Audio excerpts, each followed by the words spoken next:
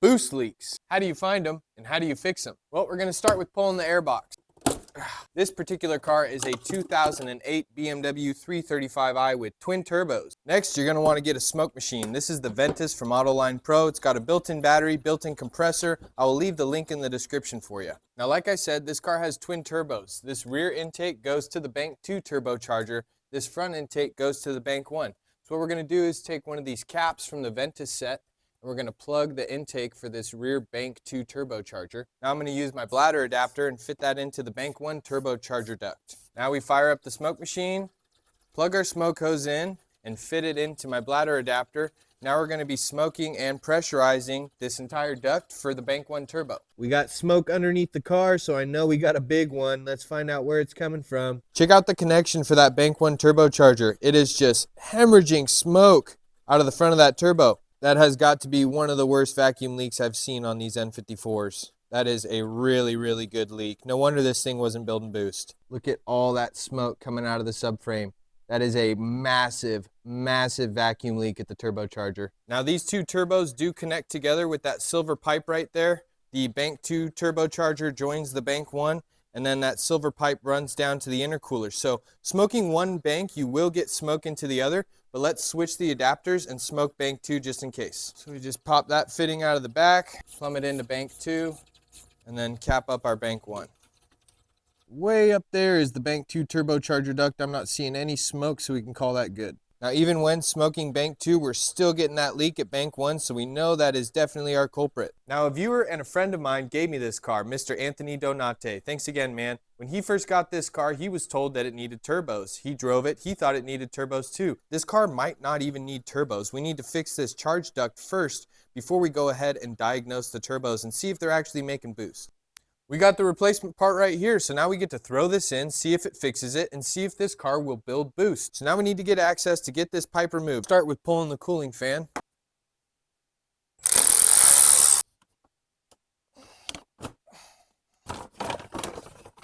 Now we can disconnect this pipe connection. Down here we got this AC line to pop off, and then we got some coolant lines that clip into this charge pipe. Now you see this new charge pipe is only held on with 2 pieces of hardware. This is a super faulty design. I see them leak all the time on these BMW N54s. They always cause boost issues. So all we need to do is get access to these 2 bolts and then get these lines disconnected here. Oh, it's missing the second bolt. Probably why this thing was so loose and janky. See, just 1 bolt holding this entire thing in. I think we're gonna have to pop that coolant hose. I just don't see another way as to how we're gonna get this out. Oh, clean release. Not a single drop spilled. I'm gonna let that drain slow. I put water in the system anyways. I need to fill it up with coolant and pressure test it. All right, with this coolant hose out of the way, we should be able to sneak this out. It's gonna take a little bit of finesse. Should have just popped the upper radiator hose too. If it makes the install a little bit easier, just do it.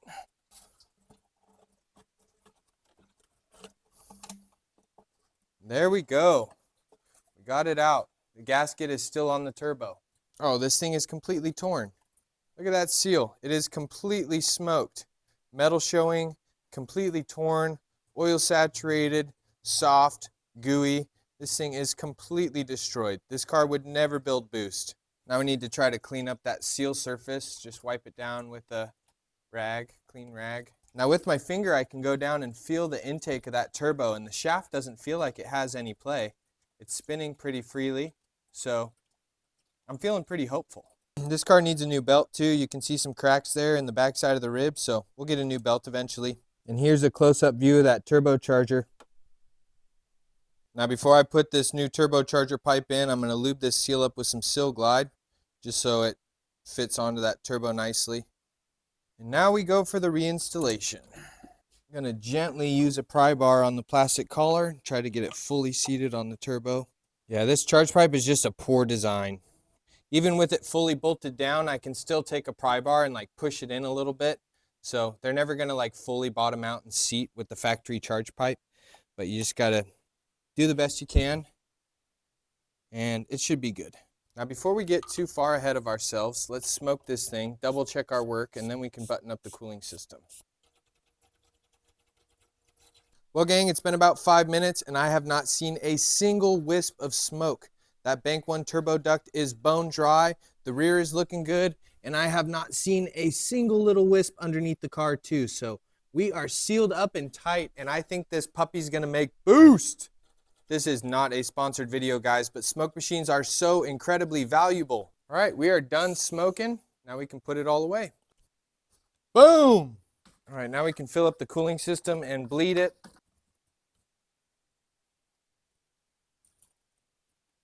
Now, similar to why we smoked it after we finished our repair, we want to put pressure into the cooling system after we finished our repair.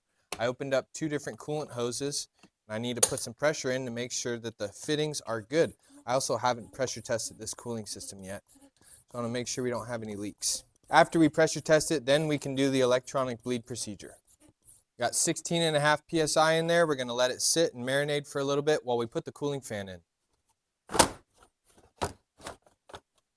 This is exactly why we pressure test cooling systems. Let me show you.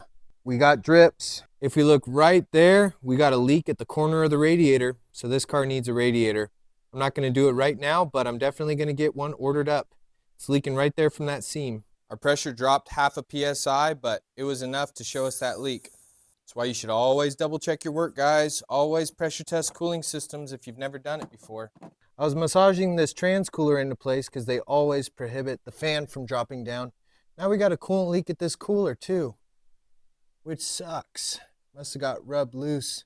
Must not have been installed and like rubbed into one of the pulleys or something, because it is just dripping out of there now. So radiator and trans cooler.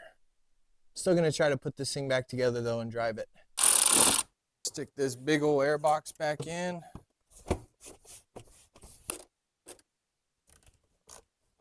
Okay, now we're gonna do the electronic bleed.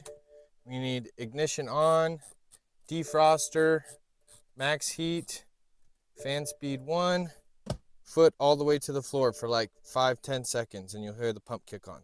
While the cooling system is bleeding, I am now plugged into ISTA, and we're gonna go ahead and get the faults cleared out.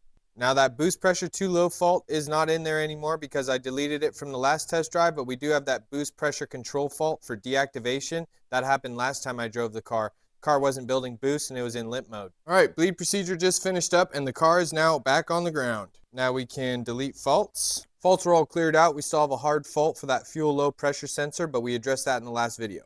All right, let's see how she runs. You ready? Oh, you can hear the wastegates now. They're rattling because they're working. We're actually getting boost into the turbos. I'm gonna let her warm up for a sec, then we'll give her some whoopah.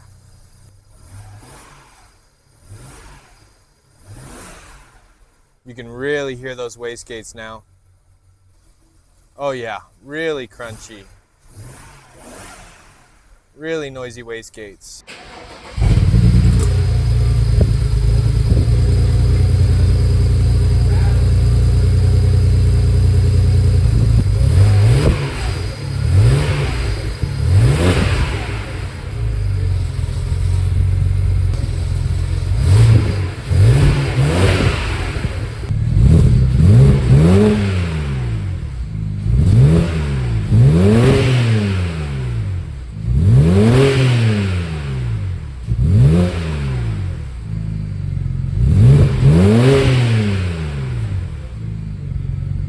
So yeah, it's gonna make boost, but it's still gonna need turbos.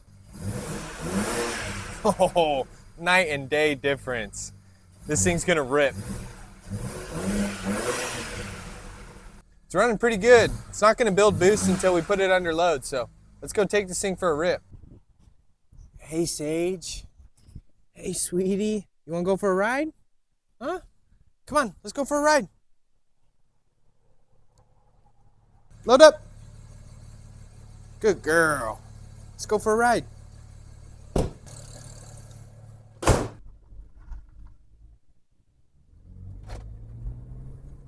Oh yeah, she's building boost.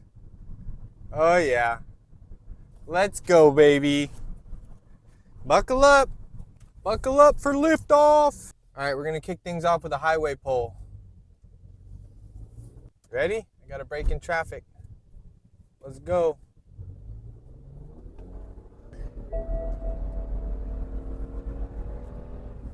Oh, engine malfunction light as soon as I got down on it. Damn it. It's gonna be turbos. I don't think the wastegates are gonna hold. Ah, dang, I should have brought my scan tool so I could clear it on the fly. I stomped on it and it wouldn't go. I stomped on it, but boost pressure would not hold. We got a engine malfunction, half power icon. It's running way better though because we fixed a horrendous vacuum leak.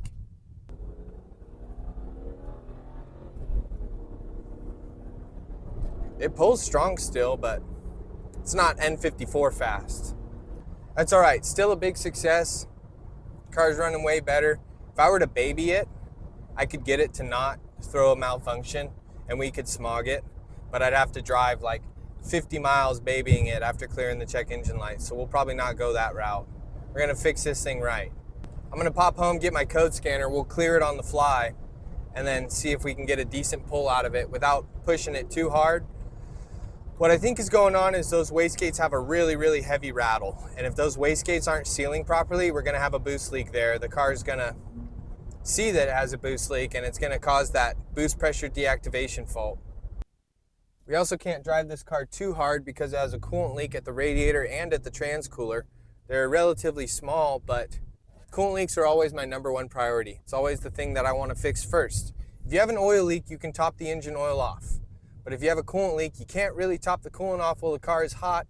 Next thing you know, you're driving it, you get it nuclear hot, you're gonna warp the head, you're gonna cause the expansion tank to explode. You could have so many other issues that can come up from running a car that's not staying cool. So, come on, Sage, free. Now, the missing vacuum canisters right here could be a potential factor.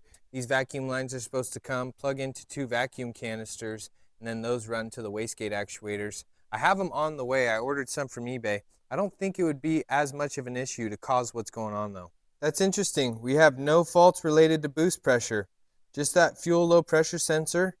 I would have totally expected to see a boost pressure fault in here or high pressure fuel system or something that would cause the engine half power icon. Well, let's delete it again and then we'll go for another road test. We're all cleared up. I wonder if that low pressure sensor for the fuel system is capable of causing this issue. I highly doubt it though. Come on, puppy, let's go. It's so weird that I got a half power icon, but no boost fault, no high pressure fault, no fault stored that would explain the engine malfunction. Cut off. Oh, she's running rough now. Why are you running rough, girl? All right, cleaned up a little bit. Go for one more road test, cap today off. This time I'm not gonna stomp on it, foot all the way to the floor. I'll go a little lighter, see if we can just get some boost to build.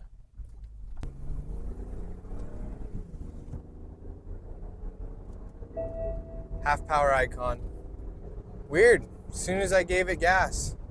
Man, why is it giving me a half power icon but no boost faults? What I do know is I stand by my method of diagnosing these N54s. If you suspect that it needs turbos or the wastegates are rattling or it's not building boost, smoke the system first. Confirm that there's no vacuum leaks, confirm that there's no boost leaks. Once that's fixed, then you can really push the turbos, see what they can do, and diagnose the vehicle that way. Now these turbos are super prone to failure, I've said it before. Usually every N54 before it hits 200,000 miles needs these turbos. The wastegates start rattling like crazy and they become super problematic. So we'll replace them if we have to, but I really want to get down to the bottom of the fault cause first and figure out what the fault is before I go and throw $2,000 worth of parts into a car. It's not that I don't have the parts, I already have both turbos, although all the other parts for the car, all the coolant lines, oil lines, gaskets, and everything like that, it's like $800, $900. And so if I can get this car to run and drive well without having to replace the turbos, I'm gonna do that.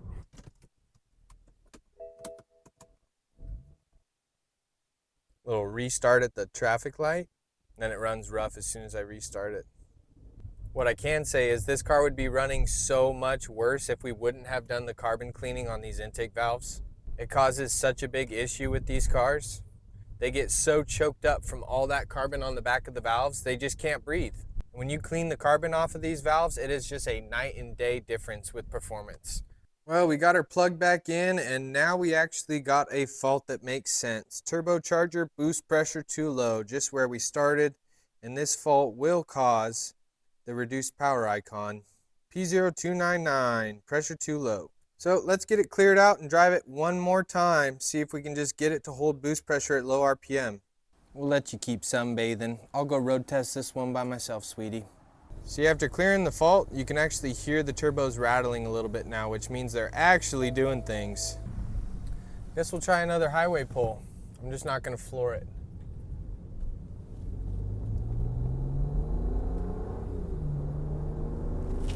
There we go.